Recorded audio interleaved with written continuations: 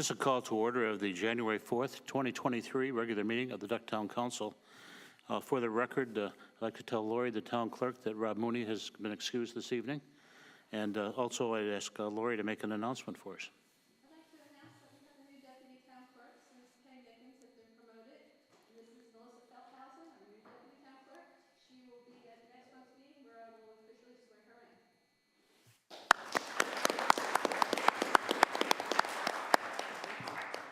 And with that, I'd like to ask Lori and Melissa if they'd lead us in the Pledge of Allegiance.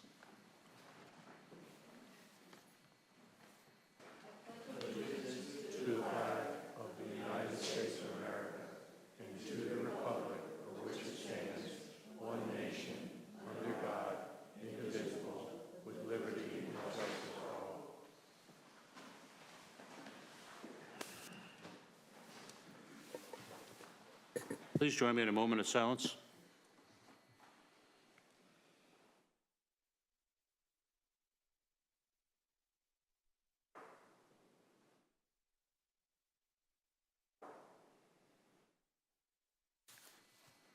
Thank you. Welcome aboard, Melissa. Pleased to have you here. This time I'd like to go to public comments. If you'd like to make a public comment to the council this evening, please come forward to the podium, state your name and address, and your comments will be limited to 3 minutes. And remember, we do have a public hearing later. Thank you. Mayor, Town Councilman, Town Manager, and other town officials and guests. I'm Miriam Rollin. Mike and I own on Plover Drive, and we will be permanent residents in the next month or two as soon as our renovation project is done. I'm here today to address beach driving in Duck by the public. When I think about the joys of Duck in the off-season, October through April, I think about quiet strolls up the beach, contemplative sitting on the beach, watching the dolphins, seagulls, pelicans, and sanderlings, enjoying sunrises and moonrises, all of which I've enjoyed very much just in the past week. But there's one thing that would take that idyllic experience and completely destroy it for me and the vast majority of owners in Duck, and that would be having the general public driving vehicles on the beach in Duck. I recognize the need for official vehicular access to the beach by the town of Duck and support an effort to figure out an effective way to address that need on an ongoing basis. I also know that beach driving in Duck is now permitted by ordinance from October through April, but the lack of any significant public vehicular access in Duck has minimized the negative results of that rule. However, the recent proposal to allow public vehicular access via BIS, per the town's CAMA permit application, raised the need for a change in town regulations. Those regulations need to be changed to prohibit beach driving by the general public in Duck. Towards the goal of prohibiting public beach driving in Duck, I drafted a petition which was sent to the council and town manager this morning. About 700 owners of properties all across the town of Duck have signed that petition. Please include the petition I had emailed this morning as a part of the meeting's public comment. Other owners have spoken at Duck Town Council meetings in October, November, and December, and still others have sent messages directly to town officials opposing public beach driving in Duck. As the petition states, vehicular access to Duck's beaches, October through April, would cause danger to children, adults, and pets walking and relaxing on the beach, both daytime and in the evening, cause harm to turtle hatchlings, birds, crabs, and other wildlife on the beach, damage the dune. When the tide is high, the only place to drive would be on the dune in many places, and cause pollution of several types on our beach. Air pollution from exhaust fumes, noise pollution from engine noises, visual pollution, vehicles between you and the surf, and in the evening, light pollution, headlights making stargazing or watching a moonrise impossible. I'm very pleased that the town of Duck announced in November that it would not move forward the BIS vehicular access at this time and would discuss the vehicular beach access issue at the town's annual retreat next February. I very much look forward to that. Thank you very much. Thank you, Miriam. Mayor, Town Council, Town Manager, and other Town of Duck officials and guests. I'm Michael Rollin and own a house on Plover Drive. So following up on Miriam's statement, I fully support the point she raised and the petition. as part of a group of about 700 owners of properties in Duck who have signed the petition that Miriam just spoke about. We urge that our tax dollars to the town of Duck should certainly not be used to create and maintain any beach access that allows vehicles other than for official purposes. Our tax dollars to the town of Duck should also not be used for the increased police personnel and equipment resources that would be needed to even begin to ensure adherence to any beach driving regulations. I also want to note that the town of Duck is, again, about to spend a lot of money for beach nourishment. But public driving on the beach will only erode the beach further, making such expenditures less effective and less lasting. We call on the town of Duck, after its February review of the issue, to revise the beach driving ordinance and, like Kitty Hawk and Southern Shores, say no public beach driving allowed in the town of Duck at all. Beach driving in Duck should only be permitted for, 1, official town purposes, such as beach nourishment, surf rescue, and other public safety, storm cleanup, and other beach maintenance, and 2, town officially sanctioned purposes, such as turtle nest protection and research. Thank you for your consideration of these views, and we're happy to answer any questions. Thank you, Mike. Would anyone else like to address the council this evening? There being none, I'm going to close public comments. Going on to item number 3, the consent agenda. This evening we have the minutes from the December 7th, 2022 regular meeting and resolution 23-01, a resolution of the Town Council of the Town of Duck, North Carolina, supporting and authorizing submission of a paved trails and sidewalks feasibility study grant for a side path along the west side of North Carolina Highway 12, south of the Duck Village. Will that entertain a motion? So moved. I move that we accept the consent agenda as presented, and also resolution 2301 for the town council supporting an authorized submission of a paved trails and sidewalk feasibility study grant for a side path along the west side of NC 12. Any discussion on the motion on the floor? There being none, all in favor, please say aye. Aye. Opposed? The motion passes 4-0. Item number 4, special presentations. We have none at this time. Item number 5, quasi-judicial public hearings. We have none at this time. Item number 6, a legislative public hearing. A public hearing discussion consideration about Ordinance 22-10, an ordinance amending the regulatory standards for Dune walkover structures. At this time, I'd like to turn over to our town attorney, Robert Hobbs. Thank you, Mayor. At this time, we will open the public hearing on this proposed text amendment. During this hearing, the council will sit as a legislative body. At this time, Sandy Cross will make the presentation on behalf of the town staff.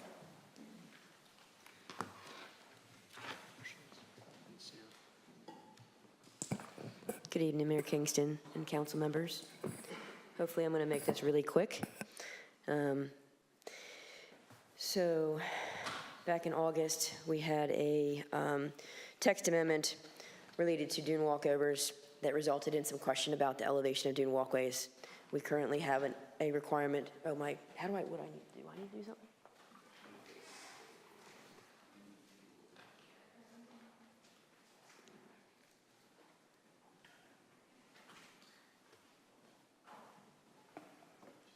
Okay. It's a repeat from last month, so it should be easy.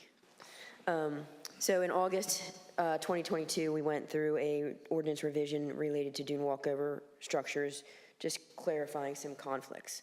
That ordinance discussion resulted in additional discussion about the elevation of dune walkways, which currently requires an 18-inch elevation requirement above the existing dune.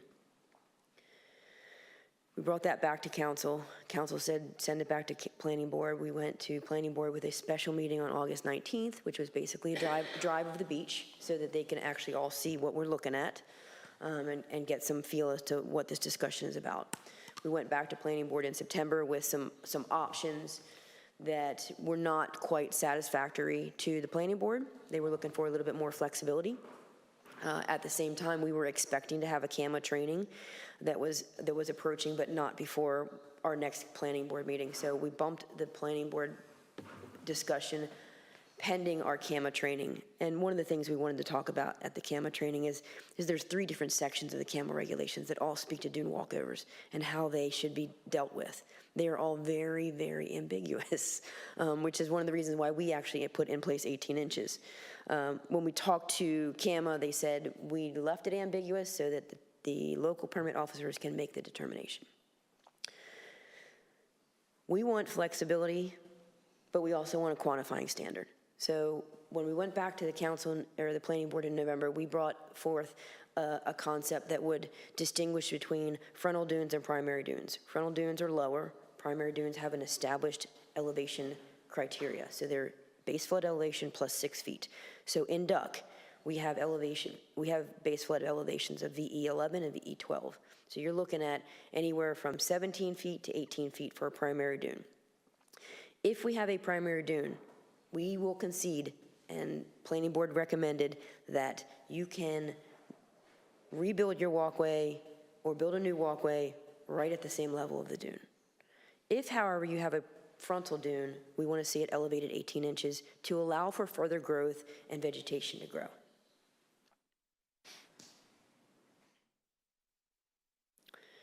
With that being said, we presented to you a ordinance revision that revises the existing language so that you only need to elevate your walkway if it's a frontal dune, and if it's a primary dune, you can leave it at grade. We did make one other revision that I did not put in this presentation that had to do with the location of the walkways. We proposed the removal of the phrase "and shall extend east of the seaward vegetation line." In practice, we don't do that.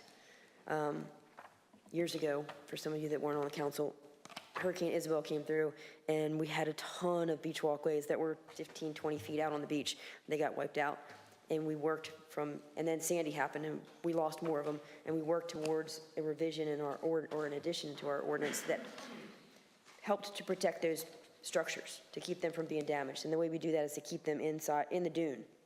So we are proposing that "shall extend east of the seaward vegetation line" be eliminated from section 9404.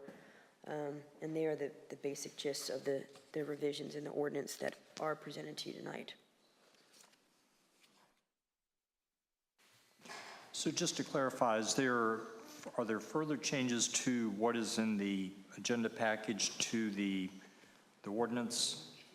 Or does this represent? No, the ordinance revision includes all that. Okay, so what they Yeah, I just approve is exactly. I didn't have it noted in the PowerPoint presentation, so I okay, want I to make sure I cover that. Okay, got it.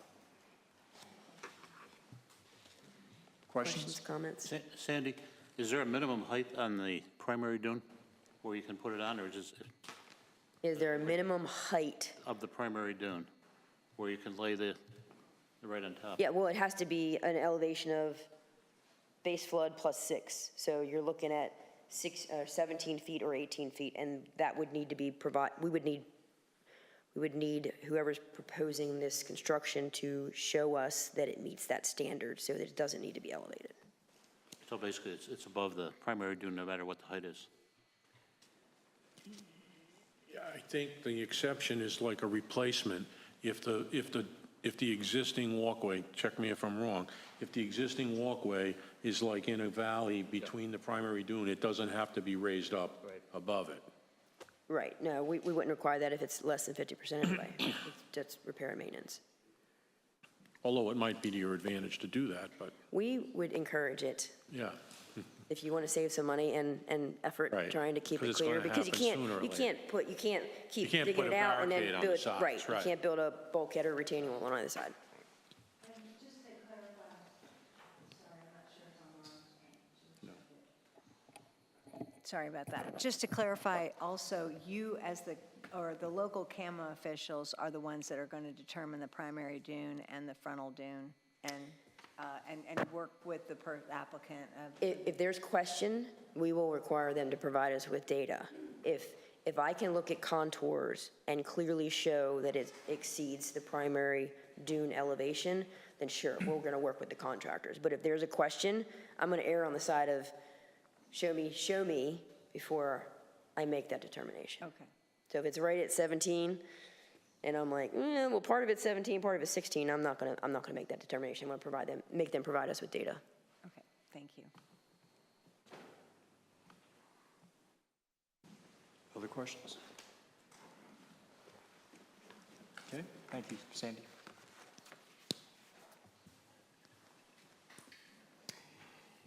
At this time, if there are any members of the planning board who may wish to speak to this presentation, if you'll do so at this time.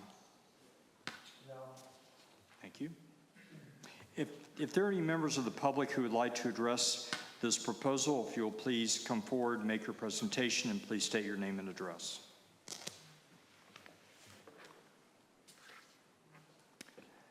Seeing none, any final questions from council? Okay, at this point, the public hearing is now closed. The council will now deliberate. 2 readings are required to adopt an ordinance, but the ordinance may be adopted tonight during the first reading if approved by 2/3 vote of all members of the council, counting all members, not just those who are present. So in this case, it would take 4 votes to approve at the first reading tonight. Thank you. Thank you, Robert. Any discussion by council? No, I can only say that the planning board did work very hard at this for their, I think, 6 meetings they had on it. Yeah, I kind of feel like a Dune expert. No,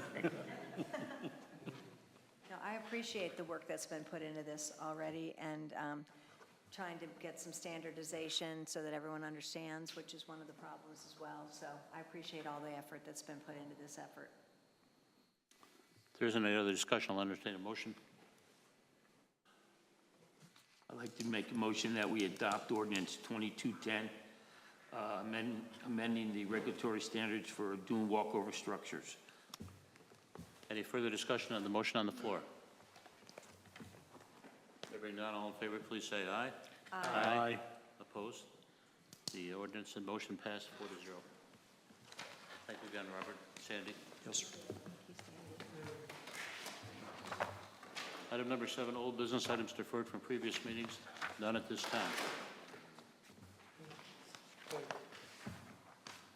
This is probably one of the lightest agendas we'll have all year. I'm telling you, yeah. Item number 8, new business. None at this time. Item number 9, items referred to in presentations from the town attorney. Robert? I'm going to continue the trend and say none at this time. Thank you, Robert. Item number 10, items referred to in presentation from the town manager. We know there'll be some there. I will not say none. Thank you, Mr. Mayor.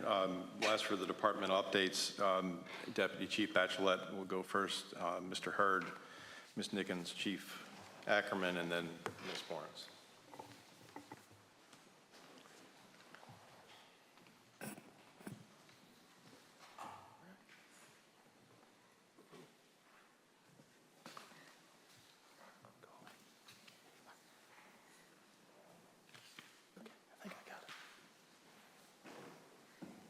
All right.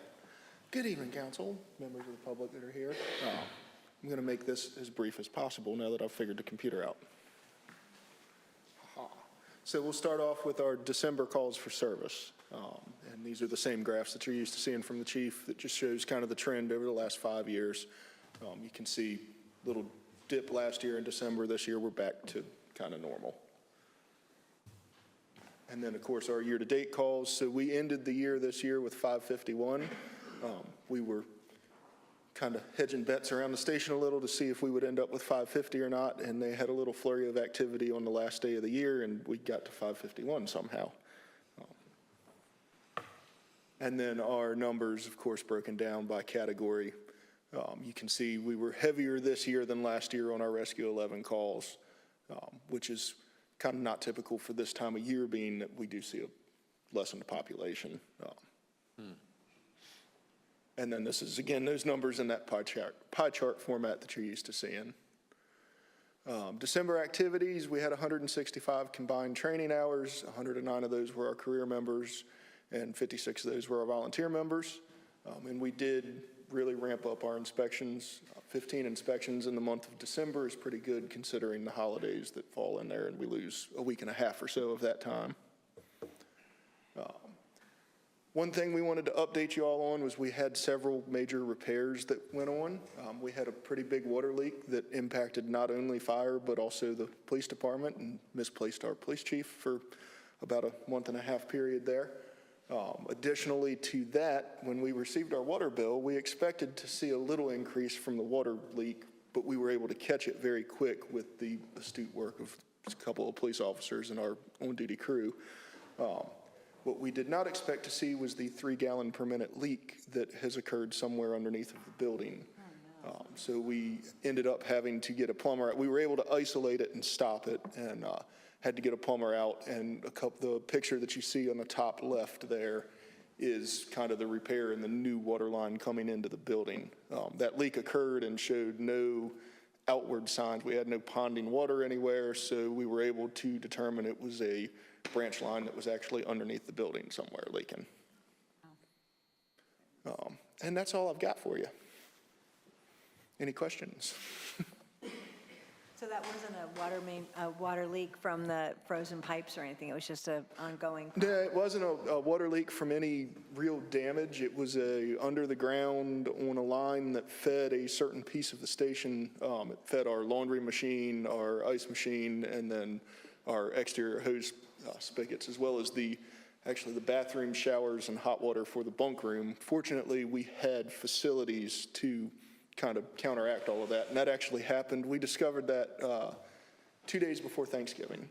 So that added to the fun of trying to figure out how we were going to shuffle some of that around. But Deputy Chief, just a quick question. If people want to make a New Year's resolution and join the fire department as a volunteer, how would they go about doing that? This is a good time of year to plug that. So and we are always certainly searching for volunteers. If somebody is interested in joining the fire department, they can stop by and see any of us any day of the week. We always have somebody there on duty. Feel free to reach out to me directly or the fire chief directly, either one.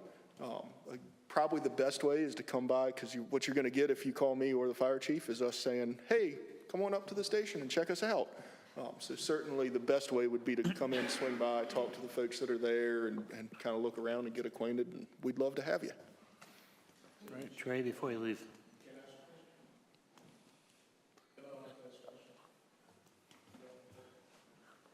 Go ahead, ask him a question. What does MVC stand for? MVC would be motor vehicle collision. Trey, you said you did 15 inspections. Generally, how do they go? Are they pretty good compliance? Yeah, we see, I think, at every inspection we do, we see something that we end up having to address. It's typically little maintenance things. It's extension cords or overloaded circuits, things like that. But as far as compliance with getting corrections done goes, we have a great rapport, I think, with everybody that we're doing inspections with. So, I have two then. Follow up on Don's. Now, do you have to go back and re-inspect when you give them a violation? yes, we do go back and do a re-inspection. Then my other question is, did we lose another firefighter? We did, and I didn't put that in there because the chief was going to cover that next month, I think, actually. But firefighter Christian Dick has accepted a job with Virginia Beach Fire Department. They are able to offer some experiential opportunities that we just locally don't have the ability to offer. And we are excited for his opportunity to grow on the foundation that we were able to build for him. We're very proud of how well he did and how highly revered he is up there based off of the skill set he was able to show. I think that's a testament to our folks in the station that trained him and got him to where he is.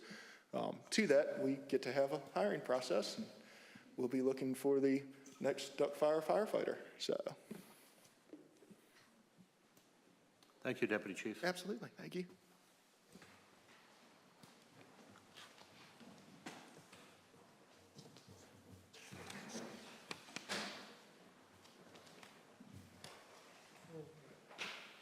Okay. Good evening, Mayor Keatson, members of the council, and public in attendance tonight. We'll go over our community development. As usual, we start with just a few facts and figures about permits. You can see we trended identically to what we did last year at this time. So you see we're down over the 6-month period. We're still down, but compared to this time last year, it's almost identical in terms of number of permits being issued. We did see, interestingly enough, a few little clusters of activity there in the Carolina Dunes neighborhood, but otherwise pretty well spread out throughout our community. So we're seeing investment throughout our community. We had no new construction permits that were issued during the month, and two major, really substantial additions or renovations, one on Dune Road, one at Virginia Way. Duck trail improvements, what I wanted to highlight here was a grant. You adopted tonight a resolution in support of that grant. We are seeking NCDOT's approval. It would be in the range of $60,000 to $80,000 for the grant, with a very small match by the town. It would include the entire area on the west side of Duck Road, Highway 12, from Aqua, where the current sidewalk ends, all the way to the town line, will be part of the study area. So this is the first step in making this project happen. So a feasibility study, and we're hoping to get that grant to help stretch the town's dollars a lot further. But either way, we're looking at doing this study, and that'll be part of your capital improvement proposal. RCCP Phase 3, the neighborhood flood water management. We are waiting for Terracon to get out there to begin doing their boring and testing the 5 study areas, but in the meantime, BHB is putting together a lot of other background information. And we highlighted down there at the bottom that now is the time for the public to comment. We've had a pretty lengthy comment period that ends on the 16th of the month.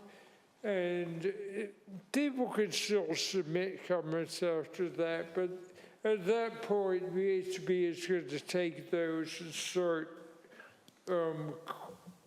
putting them together and reviewing them as part of the actual study. And finally, just want to highlight a few of our volunteer activities. So we completed 6 beach grass plantings. Thank you to those who participated already. Planted nearly 27,600 sprigs. Our next opportunity will be on this Friday at 1 o'clock. Sandy Cross will let everyone know where that will be. And then also, for those who are interested, we're still digitizing records at Town Hall, so we encourage anyone who might be interested in that to join in. And that's all I had for you this evening, but be glad to answer any questions. Hey, Joe, I have one. Yes, sir. Since the restaurants have to go back to their normal status as of January 1st, they've all been notified, and on multiple occasions, and we actually conducted inspections earlier today all the tents are down. So in other words, all the existing restaurants that we know of that were using those provisions have brought themselves into compliance by removing those things. What about the, where they left their tables outside? Are they going to disappear too? They're not allowed to use them for service. In other words, there are businesses that have an approved outdoor dining area, so they're still allowed to do that, but they're not allowed to use those for service in the future. They're limited to what they've been approved for in the past. I've heard, on that note, I've heard anecdotally that some folks might use it for just a waiting area because you're not allowed to serve there. But people are allowed to sit in the chairs if they're not being served? Not unless they've been approved in the past. Even a waiting area it requires approval for outdoor seating. Okay, even Okay. just to Correct. sitting? Okay, that's good Correct. to know. Okay. Along those same lines, are the restaurants aware of that then? They will be. Again, we just conducted the inspections today as far as looking at what has been taken down and all that. But they've been notified that they would have to go back. They've already been notified on multiple occasions that they have to go back to what they were approved for prior to the special provisions that the council adopted. And I'm sure there's going to be some confusion because even in my own building across the street, I had to ask the question, were they ever, I thought it was prior to COVID that there was a tent permitted and it was a 6-month thing. And that was just one incident where I had to say, I was reminding the restaurant owner that they did have a 6-month permit for that, but it was temporary. Yeah, but the seating area there at Red Sky is permanent. They were approved for the seating area, but a covered area is different. Right. They have to get a special permit for the tent. Right, so it does have a lot of layers there. Yeah. Switching gears, I'd just like to say, anybody that wants to plant, it's a lot of fun, but it doesn't look that warm as the picture you depicted. These days, it's a little chilly out Really, there. don't believe her. It's warm every time we plant. It starts off really cold, but then you get really warm. Okay. It warms your heart, if nothing else, right? I just want to thank the staff for quickly advancing the West Side Sidewalk project along the way. I think that's going to be very well received by folks. You're and so that's good. welcome. Once the council made it clear that it was your priority project, that's what we do. So thank you for your clear direction on that issue. Thank you. Do we know anything about the easements on that side? Are we pretty much in DOT easement on that one, do you think? That's I know part of the feasibility study is to see if we can fit it within the existing right-of-way. So we don't know that we're going to need any easements. Potentially it all fits in the right-of-way, but we'll find that out as part of the study. Good. Thank you very much. That'd be a very safe help.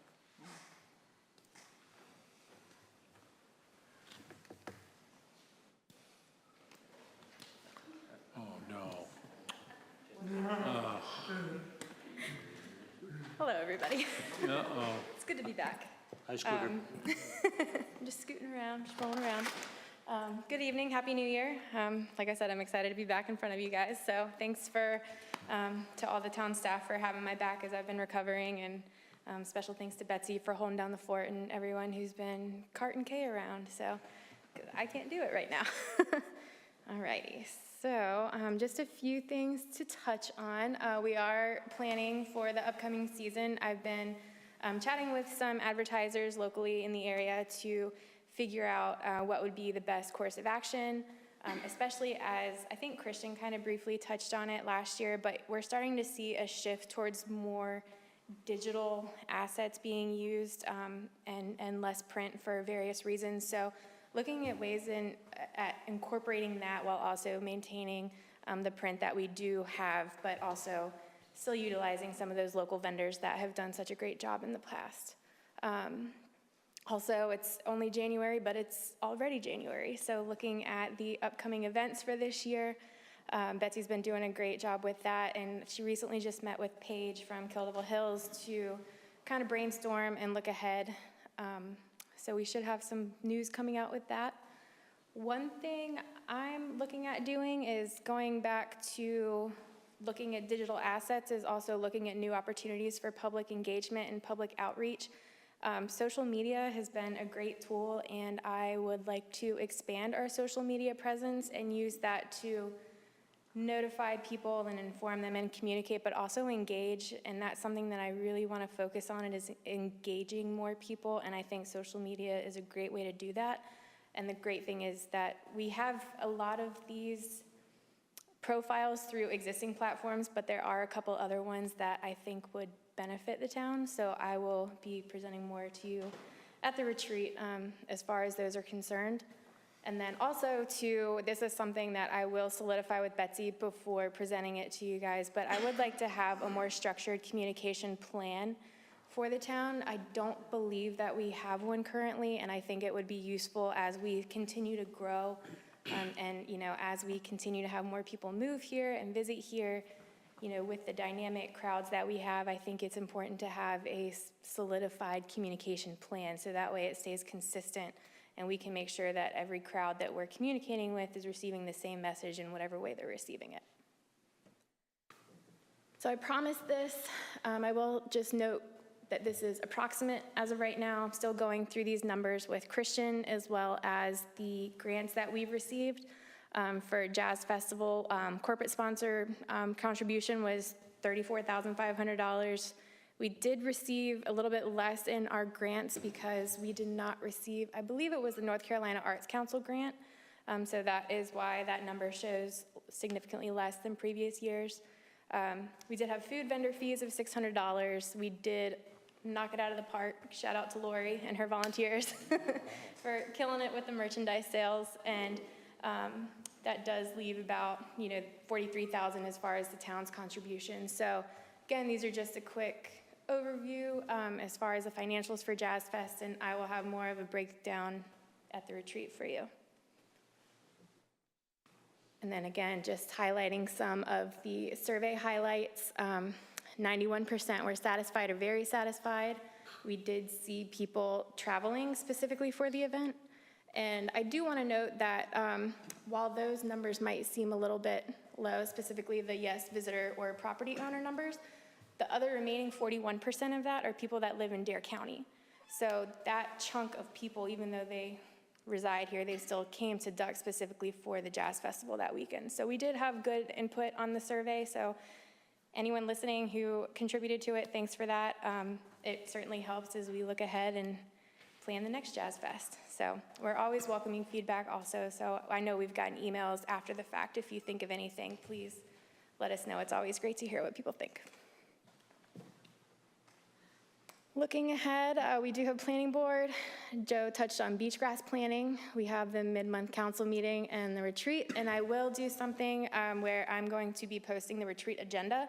So we'll have that posted, just kind of highlighting the main talking points. So again, continuing with informing the public of what the town is looking at doing. So that will be posted shortly.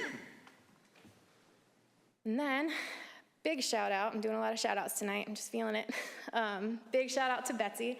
She has done a great job with the Memory Lane brick program. We have sold 521 bricks, which is over $50,000 that we've collected for these. So they are in the process of being ordered, and once they do arrive, I know that we will be looking for volunteers to help sort them in an effort to keep. Some families bought multiple bricks and they want to stay together, so we will be sorting through those to try to keep them together. And then, let's see, we will be purchasing bricks for town and corporation committee members as well as council members, and this is something that we will continue to do as we have board turnover. And I think that's all I have. Does anybody have any questions? Sounds great. Thank you for everything, even while you're recovering. Thank you. Cool. Well, thank you, guys. Thank you, Kate. Thanks, Kay.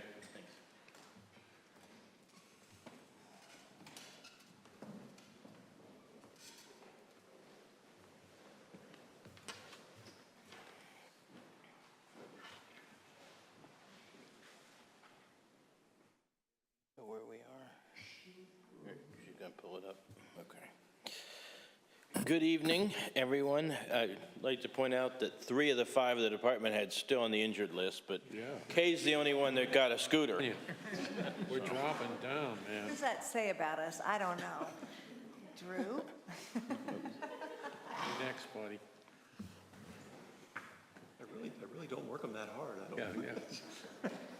While we're just waiting for the presentation to come up, I'll cover just 2 things that aren't included in there this month. First, the leak.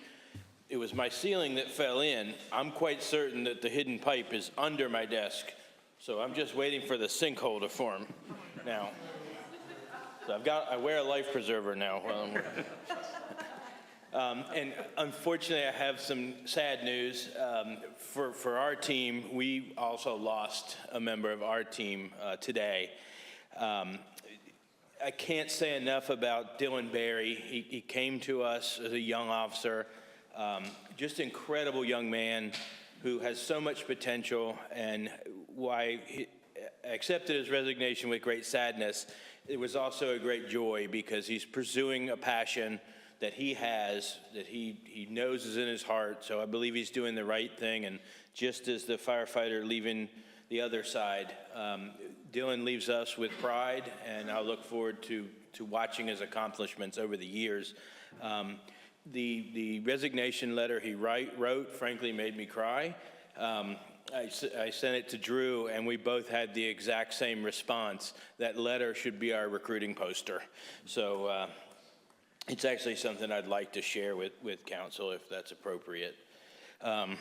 Jumping right into the presentation, this first segment probably should be covered by our town attorney, but I know he'll correct me if I am inaccurate in any of these. Let's see, why aren't you advancing? Sorry.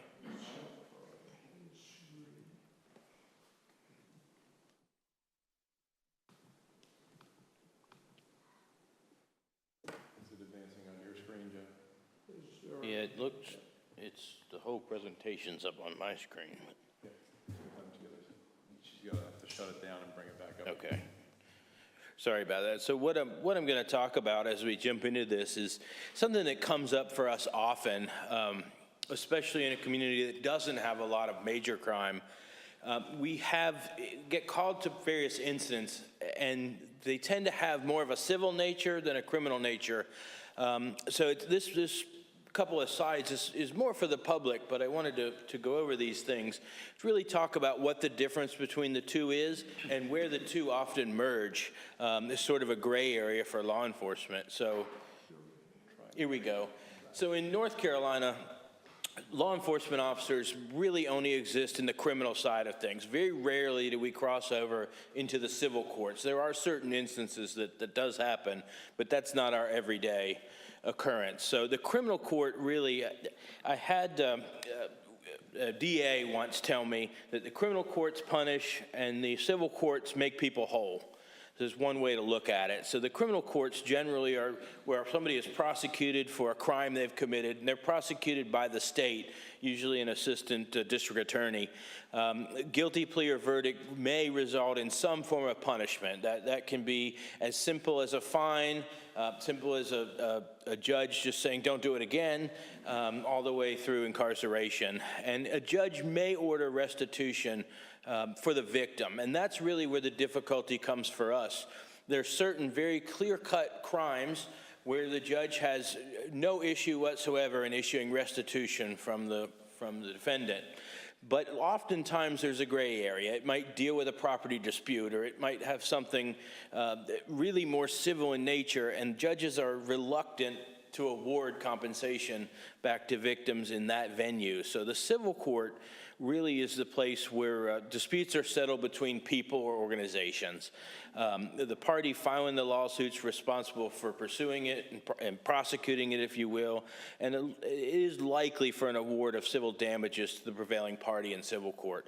So where we get into a gray area is our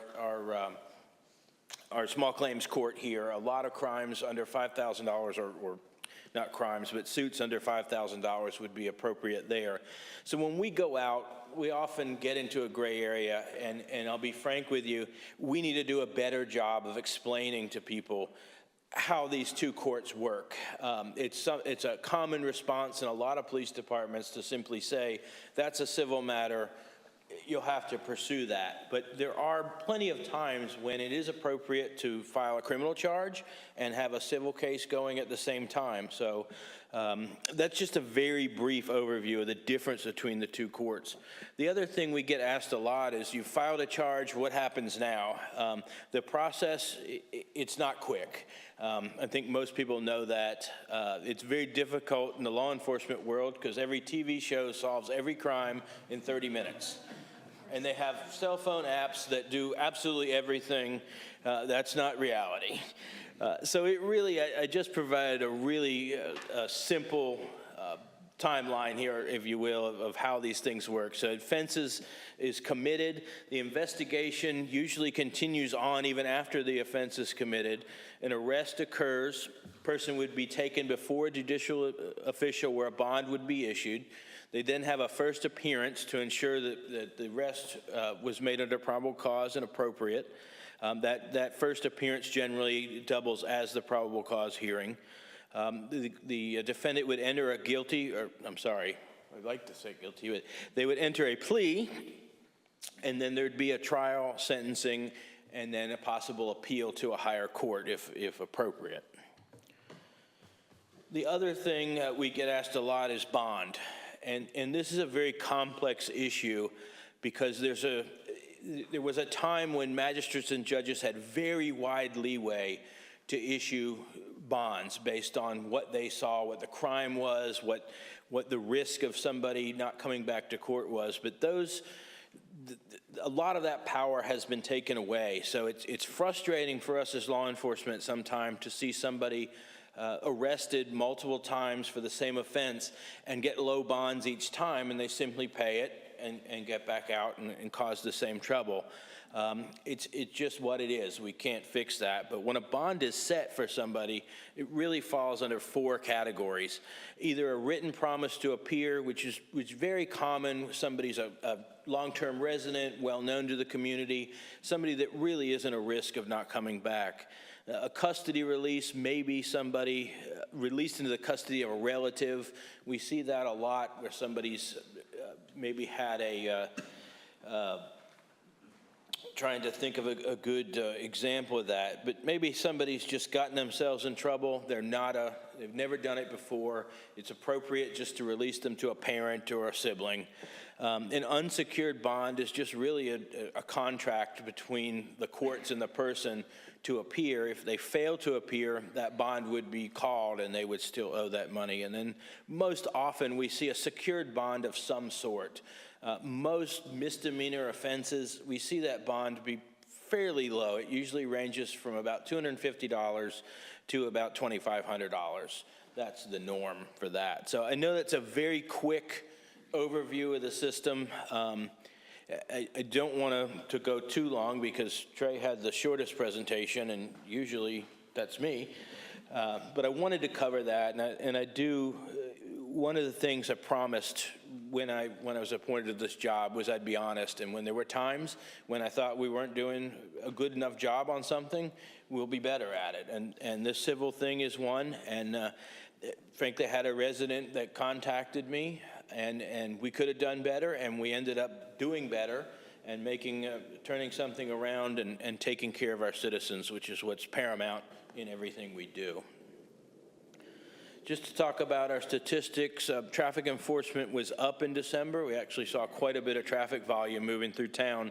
Only one motor vehicle crash Business checks remain about average at 871, and then only 4 extra patrol checks this in December and 1 arrest. We did utilize some of the social media to push out the property check program and get people aware of that in hopes that they would call and sign up for that service. So I'm hoping that we'll see increase there. Our seasonal property checks are in progress. One of the things that's been different since really looking at the last 5 years, the amount of folks that are in town occupying their houses through December was the most I think I've ever seen. So we decided to suspend those checks until January, simply because a lot of the houses were occupied by owners or visitors. So year to date, you'll see that 2022 still remains the highest call volume over the last 5 years. We had a total of 14,327 calls for service throughout the year, and just over 1,000 calls for service in December. If you look at the year over year, you'll see that 2022 falls a bit short for December, and that's simply because of the seasonal property checks. That adds a very large number to what we do, and we have the officers out there checking numerous houses every day throughout their shifts. This is obviously too small for anybody to read, but it's the monthly traffic data. We took the suggestion from council, and that's now been placed on the website, available to the public. So we're going to continue to have that come up every month so that folks can see it and actually look at that data. Just to break it down, something that you can actually see, this is the total volume for December. The first number is the number of cars that entered into Duck from Southern Shores heading north. The second number is the number of cars that headed outbound towards Corolla. So we remain right at a 50% number, which obviously is going to be consistent. We're seeing that month over month. I know I've gone longer than I normally would, and I apologize for that, but if there's any questions, I'd be happy to answer. So could you go back to that traffic slide, Jeff? So help me understand. So when you say northbound into Duck for the month, call it 115,000 cars came into Duck. Yes, sir. Of that 115, 58,000 continued on? Yes, sir. Yes, sir. In some capacity or another, and we can't track actual vehicles that go from point A to point B, but looking at the total numbers that we have, we're consistently week after week seeing that right at that between 50 and 55%, which frankly is where we believed it was. And with the new LPR technology, we're getting consistent numbers now, and we're really seeing, we're able to prove now what we've known for a long time. A lot of people just come into Duck and stop. It's true, and there's a lot of different ways to extrapolate the data. We can look at vehicles that do come back. We see that number go up around meal times, people traveling back from Currituck into Duck to eat. So just because we're showing 50% going out doesn't mean there's not a flux back and forth throughout the day, but consistently we're seeing this. So another question, how many people come through going southbound? Is it the inverse of this or not necessarily? It's very close. And I can run some numbers and put that together for next month to show you. I would like to see that. That would be some great. of the reverse, yeah. Yeah, I tend to focus on that number, but you're right. The other number is just as valuable. Jeff, what did you see last week between the holidays? We saw a big uptick in call volume. As I said, there was a lot of people here. No real crazy calls, but just we were seeing the type of calls we would see on July 4th weekend. So it definitely kept us busy. I meant the traffic. Traffic-wise, yeah, they were here. As you look at if you look at the end of this graph, the low point is right at Christmas, and then you see it spike right up consistently right up until the 31st. So I think there was a lot of people here, not only for the Christmas holiday, but came in or stayed throughout the New Year. So. And Jeff, not to go back to your the other presentation and make you stay up here a little longer than you want to, because I know the clock is ticking for you, but the presentation you made about the civil and I really found that interesting about civil versus criminal. your point that you could do better was simply that you could explain it to the public when you go to a call, and you could say, hey, this is a civil matter, and then you take the time to explain to them what the next steps are. Am I understanding that correctly? Yes, I think you're absolutely understanding that correctly. The difficulty we've run into is we don't really understand the civil world. It simply isn't taught to us. We don't exist in it. So, a perfect example of that, I sent somebody over to file a small claims action. I looked online, I saw how it was done, I passed that information along, they sat down to file it, and the person they were filing the claim against lived in another state, and apparently that's not permissible in North Carolina. I had no idea of that, and I had to call that person back and profusely apologize, but that particular incident brought things out that I'm now able to share with the officers and explain to them so that we can, when somebody's harmed in some way monetarily, our goal is to get them whole as fast as we can. And a lot of times we see, because we work in the criminal courts, we see the frustrations of how slow that process moves, or if somebody's not awarded damages at the end of their case. So we're too quick, I think, to steer them the other way, thinking that that's an easier way to get them whole again. Sometimes it simply isn't the case. Sometimes it's advising somebody to follow both tracks to see which one comes out the best. Okay. But it is, working with the Dare County clerk, he was a wealth of knowledge about what goes on in that world. And attorneys are wonderful, but they're expensive. Sorry, Robert. Whoops. Good ones. And expensive. But it's too easy for us to tell somebody, go hire an attorney to help you with that, when we can at least steer them in the right direction to do the things that they may be able to do on their own without counsel. That's great. Thank you. I'm Yes, glad ma'am. to hear you're, kind of pursuing that Yes, ma'am. to help the public. Thank you. Chief, as long as you're talking about civil actions, can you clarify fines when in fact people are fined? I know there's a misconception, speed traps, because we're going to make money on it. Yes. A frequent that'd be it. misconception is that the town of Duck or any municipality benefits monetarily from traffic stops. And in North Carolina, under the state law, nearly 100% of the fine must go to the county school board. So the town of Duck, it actually costs the town of Duck significant money to write a speeding ticket. We've got to buy the vehicle, the radar, the education, the continued training. So when we write traffic citations, the real reason is for safety. There is no monetary incentive for the town. So it is, I'll be quite frank, it's my favorite email complaint to respond to when somebody accuses the town of Duck of running a speed trap. When I tell them it actually just cost money to write you that ticket. So, and of course, we don't like to write tickets, but when we talk about traffic enforcement actions, just to remind everybody, it's a combination of both warning tickets and citations, and we use that educational tool at least a 2-to-1 ratio, if not more. I sincerely apologize for taking so long. It's usually not my intention. Thank you. Chief. I'll be in the manager's office in the morning. Yeah. That's us. Bring coffee.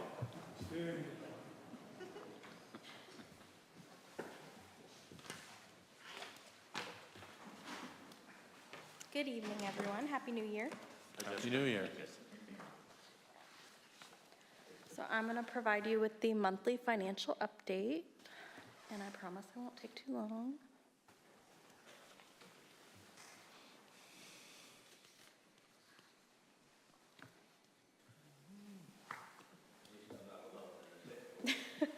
System's got a lag in it. Yeah. Okay. So I'm going to go ahead and start with our cash on hand balance. For December, we ended with $18,606,814. Of that, the general fund was $14,861,299. Comparing to last December 2021, general fund balance, there was a 19% increase. And this just shows our general checking account balance. It's currently just over 1.5 million. This was just over the 10% mark that we usually like to keep in there. And then the remaining funds are in all of our investment accounts, with the most being obviously in our North Carolina Capital Management Trust portfolio. This just shows revenues, total collection with prior year comparison, and I'm going to go into these a little more detailed. Sales and use tax we received were for the September collections. This was a 16% increase compared to the prior December. We received property tax collections just short of 1.9 million. This was a slight decrease compared to last year, but it was only about, just over 1% decrease compared to last year. We are still right on target as far as the year to date.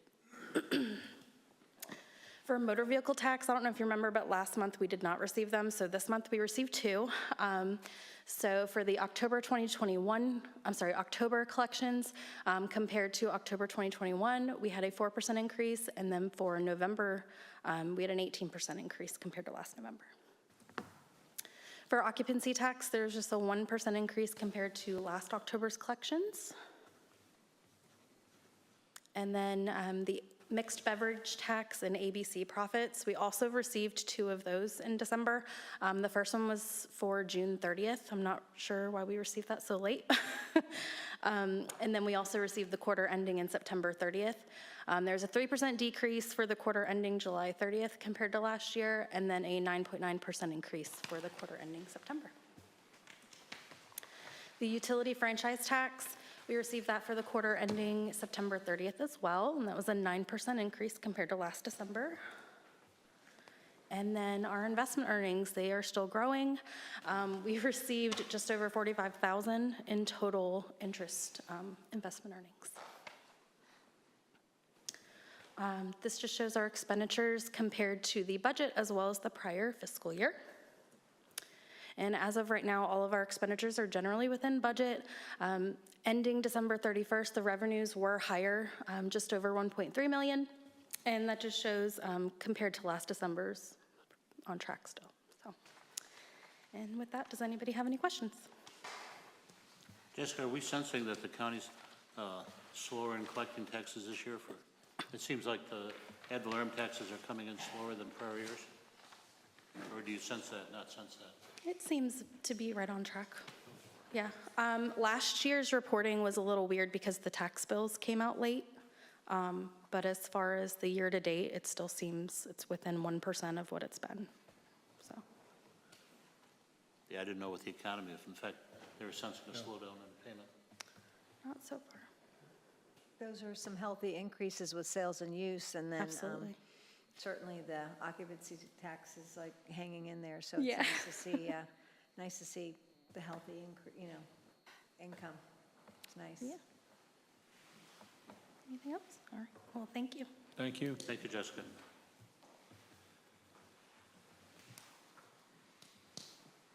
Any additional comments? No, sir. Going on item number 11, Mayor's Agenda. I just have a couple of items here. I have my Mayor's Chairman meeting on January 17th, hosted by Kill Devil Hills. The one in December was very productive, although the chairman wasn't able to make the meeting. It was hosted by Kitty Hawk. Looking very much forward to our mid-month meeting, the working session between council and staff on strategic planning. That's always a very good session that we started last year, and looking forward for this year. Usually every year at this time, the league puts out their goals for the coming year. We designate generally the mayor every year to vote those goals. So I've been designated again this year, and I'll be doing that voting by January 15th. If any of the council, and if you did not see it from the league, I can send you a quick copy. We have to select 10 goals out of probably about 15 to 20 goals. And if you have any input on those goals, which one you would like to make sure are checked, please get back to me quickly. I don't have to file until the 15th, but I will send out an email to make sure we have that email, right? Send out an email with all the goals on it. And if you have a particular goal that, in fact, you want to make sure that the league goes after this year, let me know. Otherwise, I will vote what I feel the council is most important to the council. And also looking forward to later in the month, the celebration community with staff. And that's all I have for this evening. With that, I'll turn it over to item number 12, council members' agenda, starting with our Mayor Pro Tem, Monica Thibodeau. Thank you, Mayor.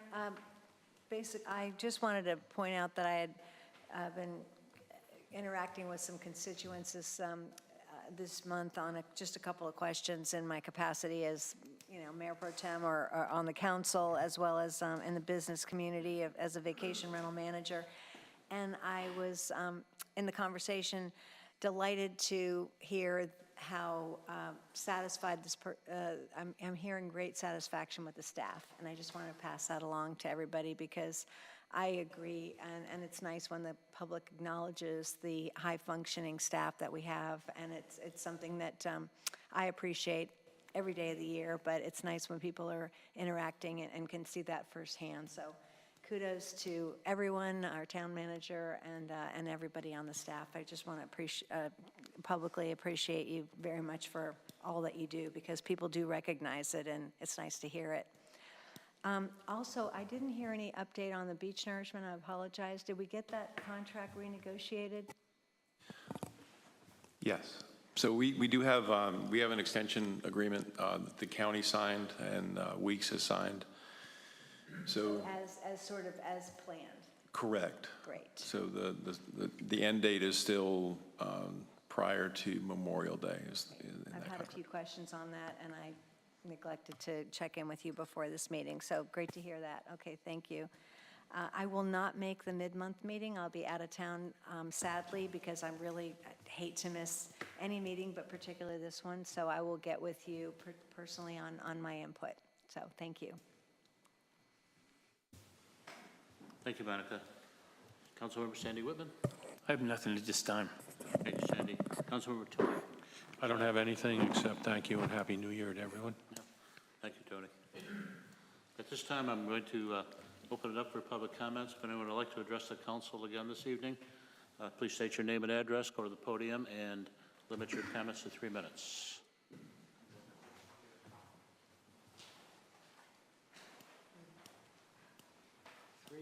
That's all. You started already, though. I was asked if I wanted to say something at the, when the town passed the Dune walkover situation. I said no, but I meant to say yes. So what I'm doing here now is simply to thank the town for passing that as quickly as it did. But what you need to know is we had a lot of meetings, as you know, because you were at them all, and we could not have done it without Sandy. Not this Sandy, the other Sandy. Yeah, exactly. We couldn't have done it without Sandy and Joe. They were fantastic, and even though it took us a long time to do it, it still was in their lap, and they made it sound reasonable, and I think it did in the end. So I meant to say that, and I know Sandy left, so you tell her. Okay. Thank you, Joe. Would anybody else like to address the council?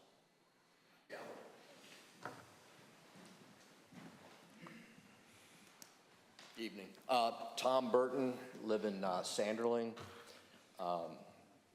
Police Chief Ackerman, is that correct? Thank you for that slide presentation. That was very helpful. I was going to get up here originally and just have a comment that Sanderling South as well as Sanderling North are starting to kind of get their ducks in a row about the speed and address it. So this is just a heads up. You probably already know about it, but I just wanted to put it out there. So they're thinking about putting it before their boards in the month of February to say, you know, this is where we stand with it and see where DUC stands with it and then the Department of Transportation. Having said that, though, the other thing that I would like to thank the chief for is putting that slide up. If I understand it correctly, there's 114,000 cars going north and 58,000 cars going south in the month of December. There was 110 violations, moving violations. I'm just going to say those are tickets. They may have been, you know, somebody didn't put their turn signal on or whatever. That's 3.6 tickets a day. Speed trap, the The percentage of 3.6 tickets, which is 110 tickets a month versus 172,000 cars going up and down that street, most of them past my house, is 0.0006. And the comment that every time we write a ticket, it costs money duck, I would respectfully say every time a ticket is not written, the price of my house goes down, and therefore the tax on my house goes down. So I applaud the police for having as many people out there running traffic.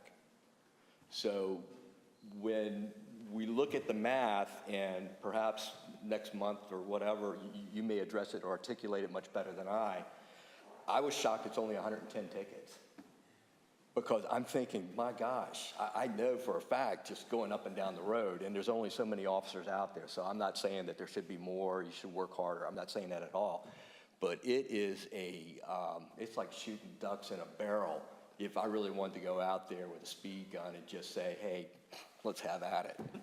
So from Sanderling in, south to just beyond Sanderling's south subdivision, which is about a 1.5 mile stretch, that's all back to 45. And Southern Shore said, we're not having any of that. We kept it at 35. Maybe they have more pedestrians, people up there, more side streets, and I understand that. I just hope that we take that cue as well and look at it for the rest of that artery that runs to Sanderling in. Thanks for your time. All right. Thank you, Tom. Thank you. Would anybody else like to address the council?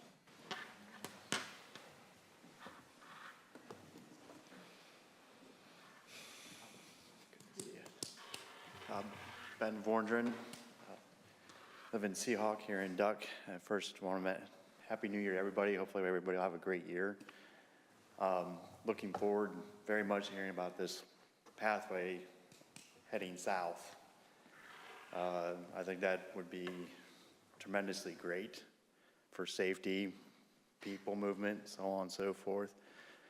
I think everybody knows in the summer the amount of foot traffic and bicycle traffic, and it's all on the south side of town, congested on the one side. And if we could open that up, I think that would be great. That's basically all I have. Again, thank you all for everything you guys do. Bye. Thank you, Ben. Thanks, Ben.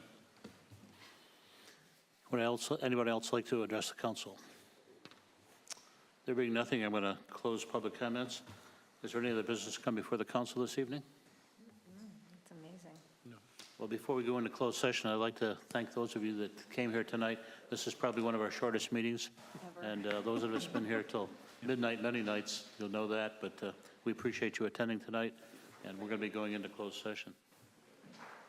Thank you. Happy New Year. Mayor, I'd like to make a motion that we enter into closed session pursuant to 143-318-11-5 to establish or instruct the public body staff or negotiating agents concerning the position to be taken by or on behalf of the public body in negotiating the price and other material terms of a contract or proposed contract for the acquisition of real property located at 1165 Duck Road, owned by Larry Herron, Thomas Herron, Deborah Herron, Vicki Herron, and Catherine Herron by purchase, option, exchange, or lease, and other similar matters related to the acquisition of real property. All in favor of the motion going into closed session, please say aye. Aye. Aye. We're now in closed session.